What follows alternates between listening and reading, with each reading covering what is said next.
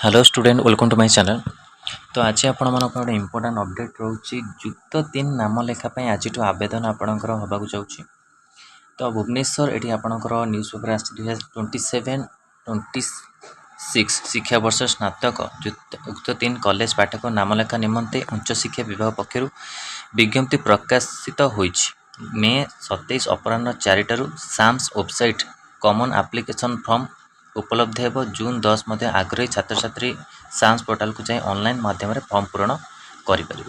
जून 17 प्रथम पर्याय मेधा तालिका प्रकाश पाइब और जून 18 ରୁ 20 मध्य योग्य विवेचित कॉलेज नाम लिखाइबे। जून 29 द्वितीय पर्याय सीट अलॉटमेंट है और जून 30 जुलाई 4 मध्य छात्र छात्री नाम लिखाइबे। जुलाई 14 अपेक्षारत मेधावी छात्र छात्री तालिका प्रकाश पाइब जोटा वेटिंग लिस्ट जोटा आपंक रोचे से आपको प्रकाश पाइब। एवं जो माने योग्य विवेचित हेले से तालिका जुलाई 15 उच्च शिक्षानुष्ठान नोटिस बोर्ड वेबसाइट प्रकाश पाइब।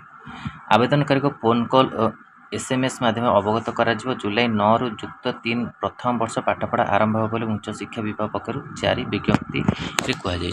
ओके, जून 17 आप मेधा तालिका जुलाई 9 रु आप पाठपढ़ा जोटा कि आपसी युक्त 3 नाम लेखापाई कि पूर्व आपण प्लस टू भी आपणकर नाम लेखा भी चली आपण मैंने प्लस टू भी से साम्स पोर्टाल जाकि अप्लाई कर।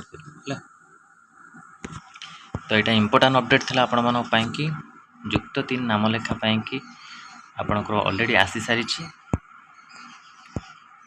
जोटा कि जून 17 आपणकर मेधा तालिका आ मे 27 आपणकर आरंभ हो कौन अप्लाई। ओके, तो आज डेट्रे आपणकर अप्लाई हम। तो आज आपने अप्लाई जो मैंने करना करना।